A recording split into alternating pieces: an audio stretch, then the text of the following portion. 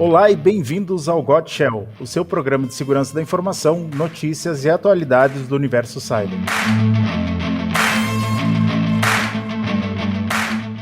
Eu sou o Dino e comigo estão Anderson de Godoy, nosso agente duplo, com análises técnicas e insights do mundo hacker. Bem-vindo, Anderson.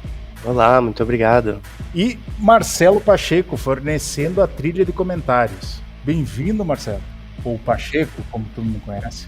Ô, Dino, é um prazer estar aqui ao seu lado nesse momento. E hoje é o primeiríssimo episódio desse podcast. Então, se é a primeira vez que ouves esse programa e está se perguntando por onde começar, acertou. Qualquer ruído de lata de cerveja é totalmente proposital em comemoração ao lançamento desse podcast. A permanência de cerveja nas futuras gravações está sujeita à análise, dependendo da performance dos convidados e desse que fala com vocês. E agora que todo mundo já se conhece, vamos às notícias. Em voga agora está a situação Ucrânia-Rússia. Os governos todos estão agindo de alguma maneira ou de outra em relação a isso. Poucos estão ficando quietos, né? Então, o governo alemão, por exemplo, de acordo com uma matéria do The Hacker News, o escritório Federal de Segurança da Informação da Alemanha, eles dizem que tem dúvidas em respeito à confiabilidade do fabricante, e no caso do fabricante, a Kaspersky, né, famoso fabricante de antivírus, anti-malware, né, endpoint. E eles recomendam, né, alerta ou até a não preferência do uso do software desse fabricante, que é um fabricante russo, né? O CEO da Kaspersky se pronunciou dizendo que essa seria uma motivação política, né, que ele não tem nenhuma relação com a guerra entre Rússia e Ucrânia, que inclusive eles mudaram a sede para Zurique, né, na Suíça, tá? E só que assim, né, isso levanta questões se isso, só o fato da sede tá em Zurique, se o governo russo não teria influência ainda nas operações da Kaspersky, né? Ou seja, os familiares das pessoas que trabalham na Kaspersky podem estar na Rússia ou na Ucrânia, e isso gera uma certa insegurança em relação à confiabilidade do fabricante. O que vocês acham? Também tem um caso que é interessante comentar, que o governo americano já tinha em 2017 banido o Kaspersky de todo o... das compras governamentais, né? Retirado de todo o ambiente deles lá, justamente por alegações de espionagem sobre o governo americano. Então, na época, um funcionário, né, que tinha um documento sido extraído do seu computador pessoal, como se fosse, que a ideia era que tinha sido enviado para os domínios da Kaspersky lá.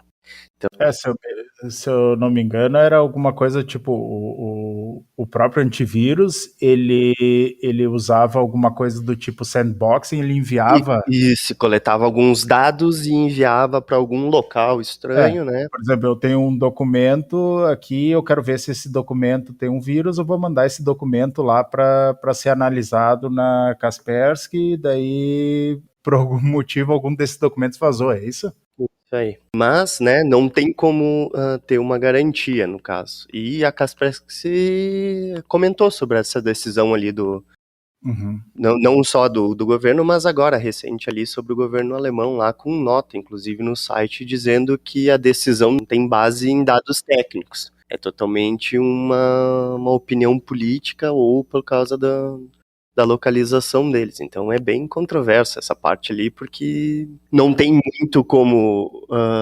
atestar se aquilo é de fato verídico ou não, né? Seria... Não tem como dizer que o governo russo, mesmo que não interfira hoje, não venha a interferir no futuro nas operações da Kaspersky, né? E mesmo a empresa se posicionando, né, como idônea na situação, ela pode ser obrigada, que nem o Dino colocou aí, pelas próprias questões do governo russo a estar capturando essas informações, alguma coisa nesse sentido. Sim. Que é o ponto que, inclusive, abre um precedente se acontecer, imagino que já deva ter acontecido assim, mas o governo americano, que nem tu comentaste, Anderson, já tem outras decisões, inclusive contra a China, toda a questão do 5G, né? Então os equipamentos da Huawei foram proibidos de participar em competições em território. Em vendas, né, no território americano, com medo, né, de possível espionagem pelo governo chinês, nesse caso, né. Se for ver, é um pouco hipócrita da parte deles, né, porque eles também têm a NSA que fazia o roubo de dados, que também tinha... Certo. Não, cyberguerra, né, ou enfim, o governo usando hacking e espionagem, né, digital não é uma coisa nova, né? Depois do Stuxnet e né, da interferência no refinamento de material atômico do Irã, né, que eles invadiram as centrífugas lá, e depois foi admitido, inclusive, que era o governo americano, né? Claro que existe a diferença de tu fazer a invasão ativa ou a espionagem ativa, só que nesse caso, se é um equipamento, um software que a própria empresa, ou seja, tu tá contaminando a cadeia de suprimentos, né? Então, se eu compro sei lá, um roteador, que eu suspeito que tá me espionando, todos os roteadores vão estar espionando, não vai ser uma coisa direcionada, né? Sim. Enfim, é uma coisa bem mais global. Mas sim, os Estados Unidos são os primeiros a usar isso como ferramenta. Hoje em dia, não tem nenhum estado que possa se dizer que não tenha entrado no jogo da cyberguerra, né? Esse caso ali dos Estados Unidos ter banido em 2017 levantou suspeitas em outros locais também, daí no caso, porque o governo inglês também levantou o M16 lá, que é a equipe de segurança deles. MI6? Esse aí achou estranho que eles estavam distribuindo os antivírus, né, para milhões de pessoas gratuitamente, né? Houve o comentário para ter precaução no uso e que tipo de informações tu transmitia, né, quando tu estava fazendo a utilização dele. Então, e aí em sequência foram outros governos também adotando as mesmas medidas. Então, pode ser que realmente tenha alguma coisa ali. Sim. Nisso, o software de código aberto tem uma vantagem, né? Tem a Que vantagem, é totalmente auditável, né? Isso aí. E a própria arquitetura do anti-malware ali, ela possibilita esse envio de informações, né? Porque Claro, porque faz parte da arquitetura, faz né? parte exatamente da arquitetura. Então, é uma feature que ele precisa utilizar e é uma coisa que está implementada ali. Então, isso facilitaria muito essa espionagem, entre aspas. Sim, sim. É muito assim, eu prometo que eu não estou olhando. Exatamente. Né? Então, depende da confiabilidade que tu tem nesse fabricante, né? Que eu falei, com exceção não, mesmo open source tu pode teve casos de ataque à cadeia de suprimento, como de bibliotecas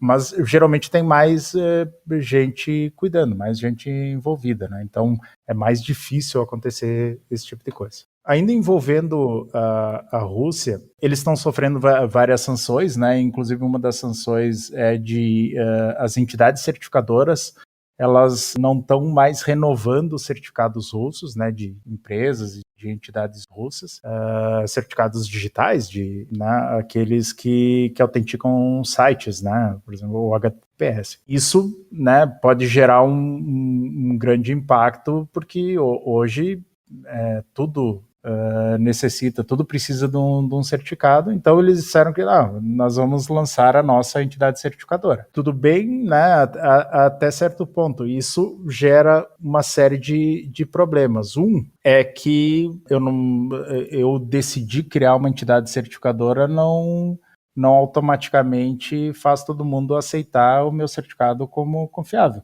Como é o caso do ISP Brasil, por exemplo. Ele não é de fábrica, ele não vem nos browsers, no Firefox, no Chrome, no Edge.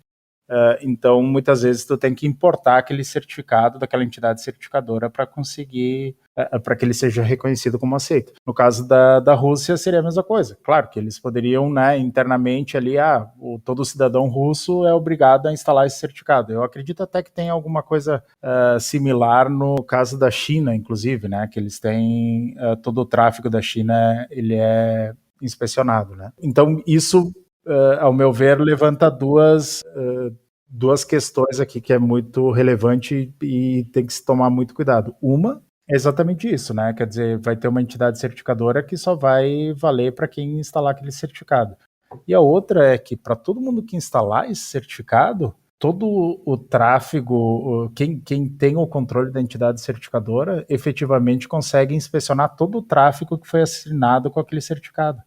Então, na prática, a Rússia conseguiria inspecionar todo o tráfego criptografado que tivesse usando essa entidade certificadora deles, né? Então, por isso que até se debate, é polêmico se é válido bloquear certificação de sites russos ou até mesmo a internet e forçar a Rússia a adotar esse tipo de medida, porque a médio e longo prazo está tornando menos segura a vida do cidadão russo, né? Tá tornando, porque se obrigar todo mundo a instalar um certificado russo, daí todo mundo tá à mercê, né? Sim, vai ser um grande man the middle na população, né? Basicamente, eles vão conseguir extrair as informações de acessos de todo mundo. Não tem muito o que se falar ali, porque passa por ele, e aí vai ser para as agências de espionagem, justamente, que é o caso que mais se comenta hoje, é o prato cheio, né? Tudo que é o acesso que passar ali consegue ser passível de ser esnifado, de que eles consigam extrair as informações. Então, a Rússia, eu acho que já tinha interesse em se tornar independente, digamos assim, na internet há um certo tempo. Eles fizeram, inclusive, alguns testes alguns anos atrás, de se tornar independentes da estrutura de BGP, né, ou seja, que é a parte de roteamento da internet, e da estrutura de DNS mundial. Então, eles queriam fazer simulações para, em uma emergência, o que aconteceria se eles se isolassem do resto do mundo. Então, né? Que é o que está acontecendo agora, né? Né? Eu não vou afirmar que foi ele já estava que planejando isso desde a época, mas já tinham ideia. É um indício. Continuando, então, saindo um pouquinho ali dos países eslavos, né? Vulnerabilidades, o Linux, essa semana tá especialmente, o pessoal da comunidade de software livre está especialmente preocupado porque surgiram principalmente duas vulnerabilidades bem sérias no kernel do Linux, tá? Elas são de escalada de privilégios, né? Então eu preciso ter acesso àquele sistema Linux antes de explorar ela, então eu já preciso ter algum acesso. E também são os sistemas vulneráveis, são equipamentos são kernels relativamente novos. Então, servidores Linux dificilmente vão ter um kernel tão novo. Isso afeta principalmente desktops Linux, né, que estão, de certa maneira, desatualizados, ou celulares Android, principalmente com Android 12, né, que estão com kernels mais novos. Porque uma delas, que é a primeira que surgiu, Dirty Pipe, que seria o cano sujo, ela afeta versões do kernel 5.8 em diante. Então, qualquer servidor, por exemplo, um Red Hat 8, mesmo Ubuntu, Debian, server, geralmente eles trabalham com a versão 4 do kernel. Então, não tem tanto perigo. Então, especificamente essa do Dirty Pipe, ela ela afeta. Eu não sei se tu quer explicar melhor, eu dei uma lida por cima, mas... A única questão é que eles usam o SUID lá, né, para fazer a execução. Então, geralmente são binários que têm poder de execução, que teoricamente é como se ele estivesse rodando como root, mas ele é um usuário normal, né? Uhum. E aí ele tem privilégio de escrita em alguns locais, ou até mesmo de leitura de alguns outros locais. Okay. Então, é por isso que ele consegue fazer o escalonamento de privilégios, utilizando isso daí. Pelo que eu entendi, é um arquivo que tu tem permissão só de leitura. Só de leitura. Usando essa vulnerabilidade do pipe, eu acho que, para quem não entende, né, o pipe, ele é um cano, né? Ele usa um recurso do kernel para conectar dois processos, né, independentes, então tu consegue, sem fazer aquele dado passar para userland, memória da máquina, tu consegue fazer com que a saída de um processo seja encaminhada diretamente para a entrada de outro processo. Então, isso é nativo do mundo Linux, do mundo Unix desde sempre, e é muito útil para tu conseguir fazer essa modularidade do Linux e do Unix, né? E esse pipe, essa emenda ali, exatamente que tem essa vulnerabilidade. Pelo que eu entendi, é um arquivo que tu só teria permissão de leitura.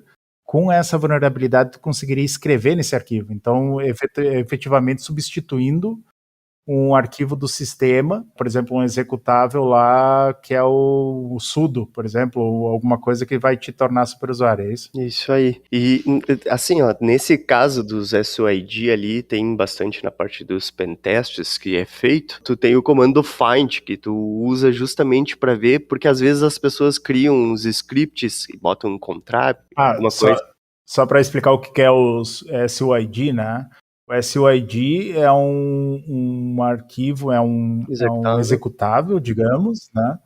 Que ele tem uma permissão especial, que é essa SUID, que quando esse arquivo é executado, ao invés de ele ser executado como o dono do arquivo, eu digo, com o usuário que está executando aquela aplicação, ele vai ser executado como se fosse o dono do arquivo.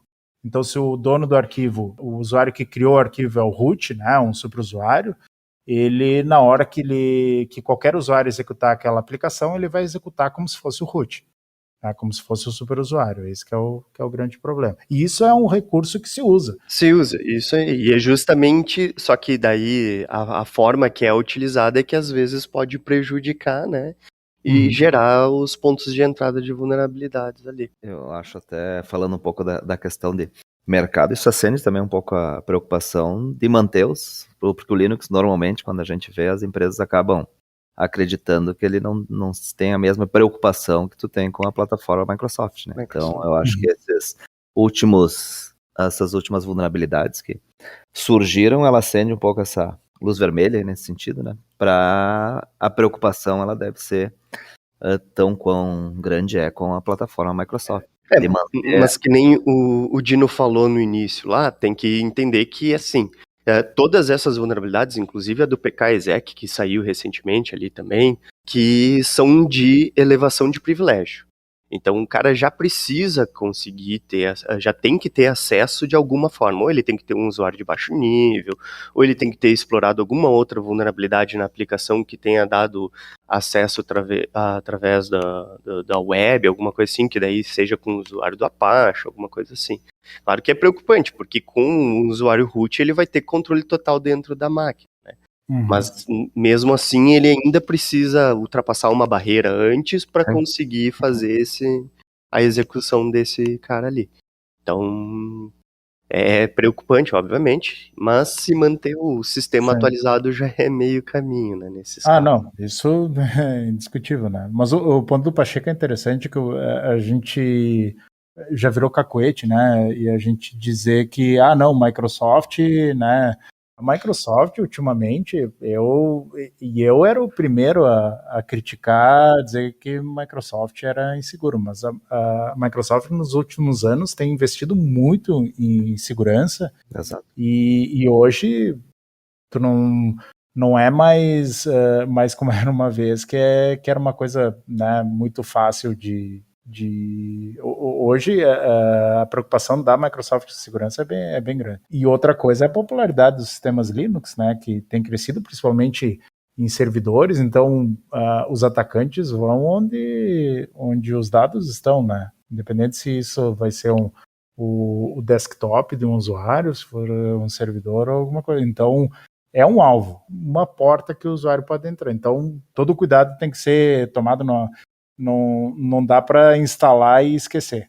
Exatamente. Acho que tem que ter a preocupação, como se tem com outros sistemas na plataforma Linux também. Sim. Segurança da informação é ativa, tem que ser ativa, não pode ser reativa. Exatamente, ou seja, tem que ter um ciclo de gestão de vulnerabilidades. Eu tinha comentado que tinham duas na Isso, outra do NetFilter. Do NetFilter, eu ia falar Netflix. NetFilter. Não, nada a ver. Ela é basicamente um escalonamento de privilégios também, né? Só que daí na biblioteca do NetFilter, lá em versões mais recentes dele. Aí entra IPTables, NFTables, FireOD, UFW. E aí, isso. Uma coisa que eu acho que é interessante colocar dessa vulnerabilidade é que ela não é assim, o Firewall usa NetFilter, então qualquer um na internet pode invadir. Não, é a mesma coisa, escalada de privilégios. Na verdade, pelo que eu li, a vulnerabilidade ela é disparada quando tu tenta criar uma regra de firewall, né? Ou seja, tu já tem acesso ali naquele sistema. Então, tu vai criar uma regra de firewall usando um tipo específico de aceleração de hardware, mesmo que o hardware não suporte. Quando ele vai criar, ele dá ele é de falha de memória, né? Se eu não me engano. Eu não olhei muito os detalhes, mas... É um rope via rope, return oriented programming. Tá, mas é de uma vulnerabilidade de alocação de memória, né? Isso. Mas da mesma maneira, ela é de escalonamento de privilégios. E só também, essa daí é uma questão mais específica ainda, né? Porque ela afeta as versões de kernel muito mais recentes, que é a partir da 5.4, que daí geralmente essas versões de kernel estão só em desktop, né? Exato, desktop e Android, geralmente se for se bem que eu tô com o Android 12 ali, a gente viu que ele tá com o kernel 4.9, né? Então, mesmo estando com a última versão do Android, ele ainda não tá utilizando esse kernel, então... Inclusive, saiu uma notícia de um pesquisador na Ars Técnica que ele fez um POC, então ele conseguiu desbloquear o root de celulares Pixel 6 e o Samsung S22. Então são celulares recém-lançados, né? Então que estão com a versão mais atual possível do sistema operacional. Então é de certa maneira limitado o alcance. Mas é interessante, né, ficar de olho porque são vulnerabilidades relativamente sérias, né?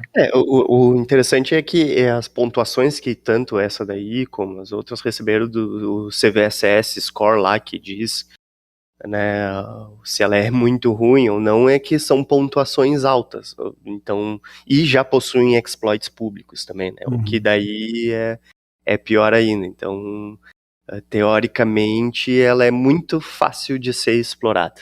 Não precisa conhecimento nenhum, né? Tu vai baixar o exploit e executar ele dentro da tua máquina e tu vai... Sim, não precisa preparação nenhuma. Nenhuma. Então... inclusive aquela do Pipe, ela nem envolve memória, né? É só a maneira como são acessados os arquivos, então a chance de sucesso do exploit é muito grande, porque sempre que tu envolve memória, tu depende de nada escrever naquela posição de memória ao mesmo tempo e tal, então ela tem uma margem de erro para funcionar, já tá lá não. Ok, gente, então continuando, uma notícia do Reino Unido, cyberflashing, ou uma tradução livre, nudes não solicitados, né, vai ser crime no Reino Unido e a pena é de até 2 anos de prisão. Então, o popular dick pic, né, tá se tornando cada vez mais mais perigoso. E tem uma pesquisa da professora Jessica Ringrose em 2020, que ela descobriu que 76% das meninas entre 12 e 18 anos já receberam, né, nudes não solicitadas. É uma situação bem... E é, assim, predominantemente mulheres ou meninas que recebem imagens de homens ou meninos, né, sem, de forma não consentida. Até nessa caso que eles estão tentando transformar em lei, aí acredito eu, né? Possivelmente eu vi ali que eles estão tentando, né? Vão ver para as questões do Bluetooth e do AirDrop. Aqui tem... Assim, não importa o meio, né? Isso, mas tem aquelas questões que o pessoal gosta de passar nos shoppings ali com o Bluetooth aberto e botar nas lojas os vídeos e confusão, né? Mas se fosse aqui, estaria enquadrado no Cyberflash. Também, né? Tu tá forçando a pessoa a ver né? Algo que ela não queria. Os documentos da pessoa, como diria meu pai. Isso aí. Então, tá ficando difícil para o pessoal que quer se expor, né? Vão ter que comprar o sobretudo para praça. Vamos fazer. Continuando, FBI e CISA alertam sobre hackers russos que exploram MFA, que seria a autenticação multifator, e o bug Print Nightmare. Quer comentar sobre essa, Anderson? Essa daí é bem legal, né? O que acontece, né? Os hackers russos ali, que eles estão explorando essa multifator de autenticação e utilizando o Print Nightmare, eles pegaram, obviamente, um local que estava com uma configuração errada de multifator de autenticação, né? Que a gente até tinha comentado que eles estavam utilizando Fail to Open. Na verdade, assim, primeiro, pelo que a gente viu, tinha uma configuração na ferramenta MFA, que é o do Security. Isso. Que estava... que não é a configuração padrão, pelo que a gente viu. Na matéria que fala que é a configuração padrão, mas a gente verifiquei viu que não era. Isso aí. A matéria do The Hacker News. Mas o caso inicial foi que esse usuário que eles utilizaram já era um usuário que estava inativo. Estava inativo no Duo, mas não estava inativo no AD. Os caras fizeram brute force, conseguiram a senha, e aí dentro da configuração dele estava que se tu fizesse o login mesmo com inativo, ele reativava aquele usuário lá. Isso. Eu acho que 2 pontos. Primeiro, foi configurado no software de autenticação multifator que se o usuário não logasse em tanto tempo, esse usuário seria excluído da ferramenta de autenticação multifator. A questão é que ela é proativa, né? Então, quando um usuário que ela não conhece ainda tenta autenticar, ela vai criar esse usuário e vai pedir para o usuário, né, configurar um segundo fator. Por padrão, o usuário já está cadastrado, ele não some de lá, né? Então, ele deveria ter mantido. E a outra questão o processo era ter desabilitado em todos os ambientes. Exato, não só no Duo. E, na verdade, assim, ele só foi desabilitado do Duo por inatividade. Exato. Não foi nem porque algum gestor, alguma coisa, foi lá e bloqueou a utilização.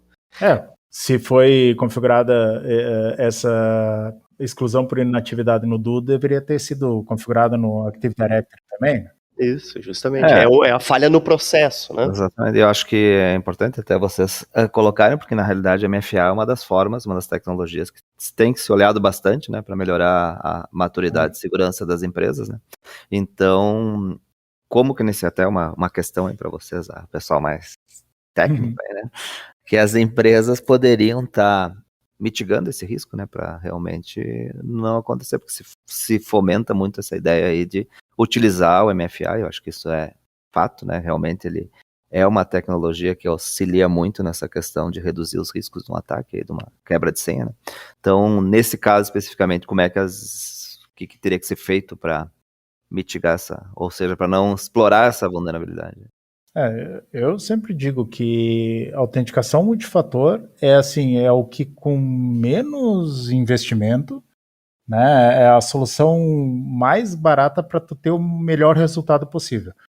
É the biggest bang for buck. Né? Então, porque em um dia tu implanta, dependendo da solução, é muito rápido de implantar. Tu efetivamente, isso tem relatórios tanto do Google quanto da Microsoft que assim, mais de 90% dos ataques são bloqueados ali. A fruta baixa, digamos assim, é usuário e senha. Né? Quer dizer, senha, mas o cara tem que botar uma senha difícil, não sei o que. Não.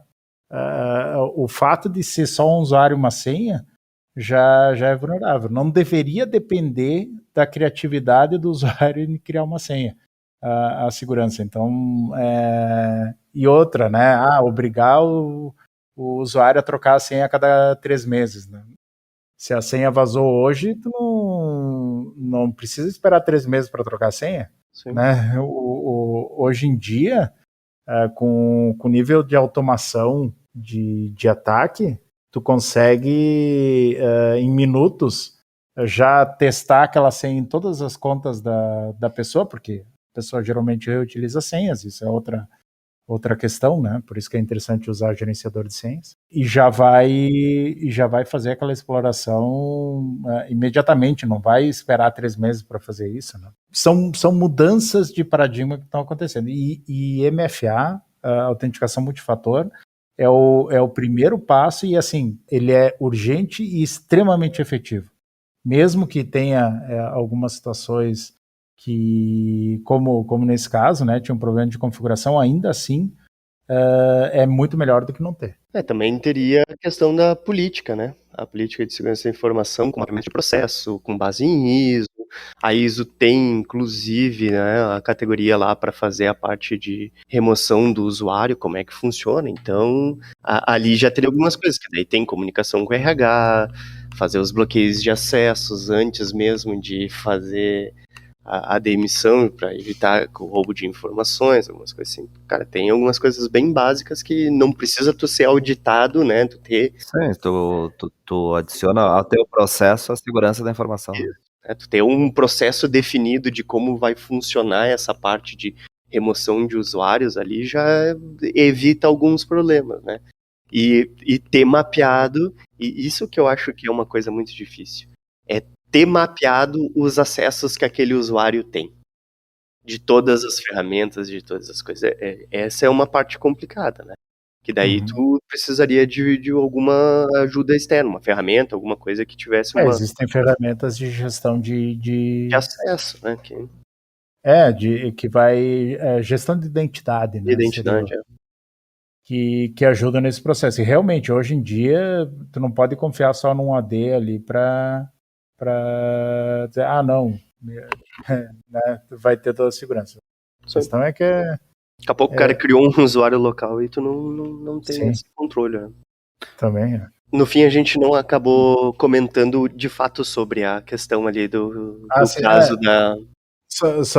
Só para terminar, então, tinha essa questão, né, que era, primeiro o cara usou um ataque força bruta, descobriu uma senha, né, daí ele acessou, daí ele criou lá um MFA, e depois ele foi no sistema, daí eu não entendi direito se foi no sistema que fazia a comunicação com o servidor de MFA, mas efetivamente ele foi lá, trocou no host da máquina para localhost para fazer a parte do Fatal Open, que se o servidor de multifator não responde, ele deixa passar. Exato. Aí o cara criou dentro do hosts da máquina que ele utilizou para fazer o acesso, uma entrada localhost, não respondeu, o servidor realmente não estava no ar, né, obviamente, e aí ele conseguiu fazer o bypass em cima do MFA.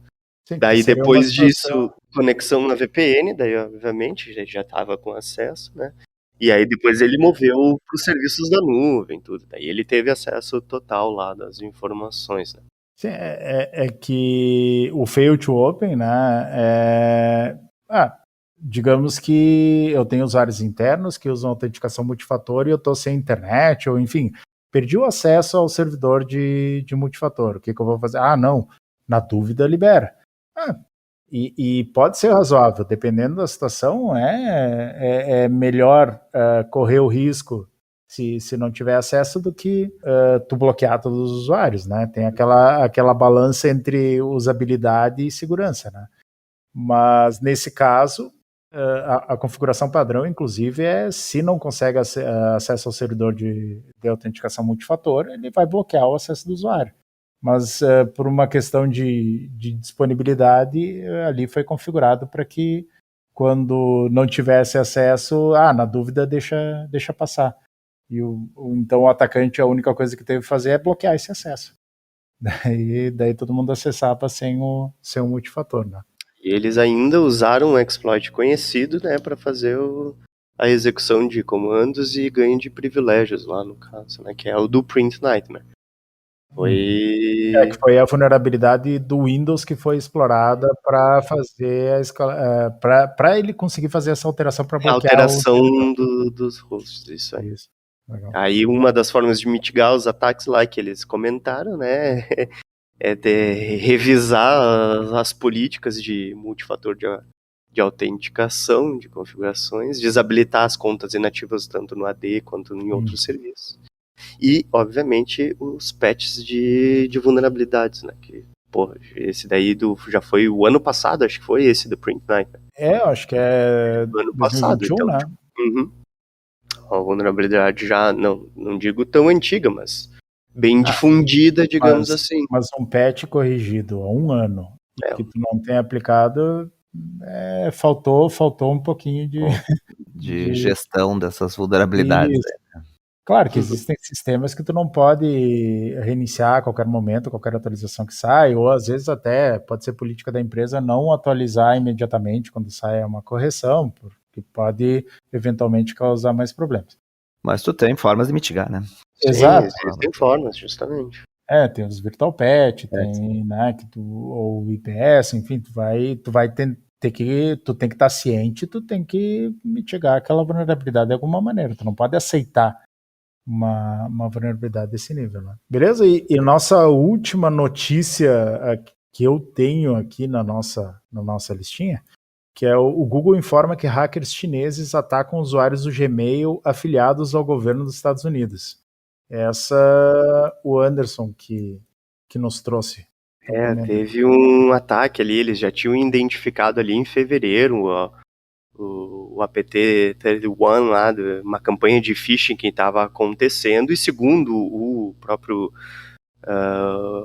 própria equipe de engenheiros do Google lá, informaram que eles bloquearam 100% dos phishing já ali que estavam ocorrendo, né? Mas foi um ataque direcionado a pessoas ligadas ao governo dos Estados Unidos, né? Então, e foi feita a atribuição e veio do governo... veio de um grupo de atacantes da China, né? Tá. Não necessariamente estatal. Não Hackers chineses. Tá, isso. A gente pode pensar que eles podem estar, né, em complô com os russos também, né? Porque qualquer informação que eles consigam extrair é uma... Como a gente tinha comentado antes praticamente todos os governos ou nações-estado têm um programa de um Red Team, né? O exército cibernético.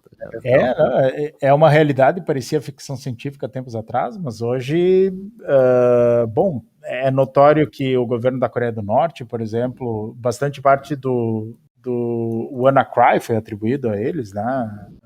Que foi o ransomware, um dos mais famosos ainda na época. O governo, se sabe que o governo iraniano, de Israel, o governo chinês também tem hackers empregados pelo governo para atacar outras nações, né? Isso, claro, publicado pelo governo dos Estados Unidos principalmente, mas os analistas de segurança concordam que existem organizações e a questão é que aí tu tem assim financiamento praticamente infinito, né, para recursos de estudo, de formação, de equipamentos, então é a espionagem moderna, né?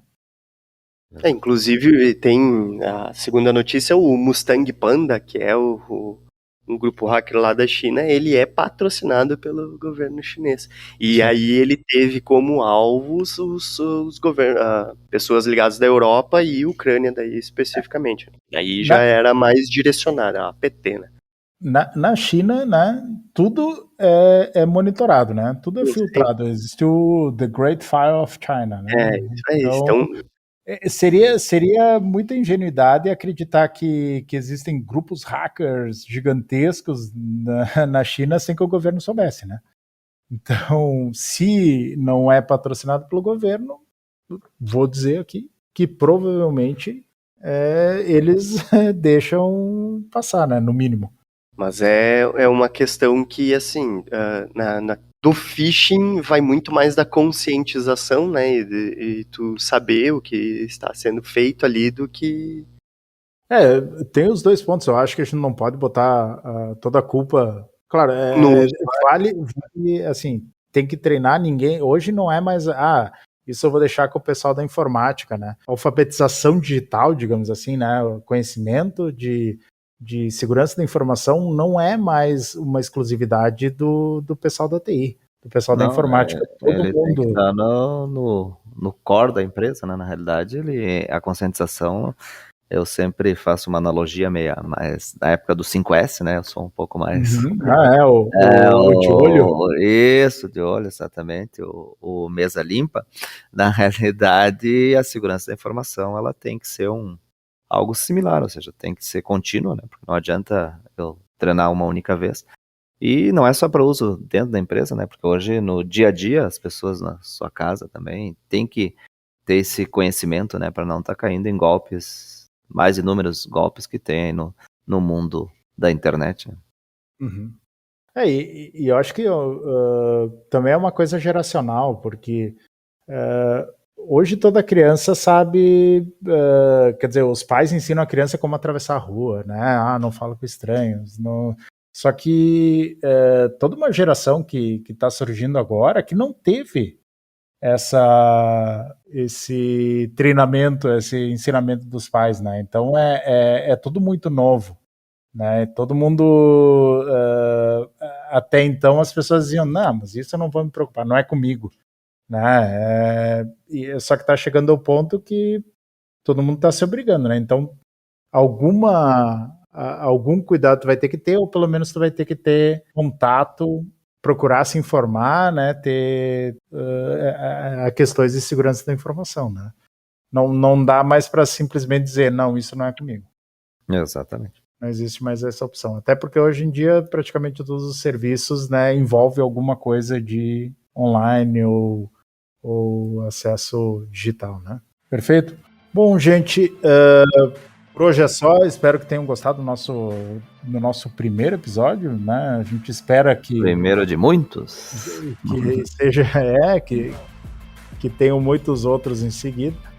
Mas, então, a gente vai tentar se manter atualizado, vai tentar trazer sempre coisas, notícias recentes, algo bem no momento que está acontecendo, enquanto está acontecendo.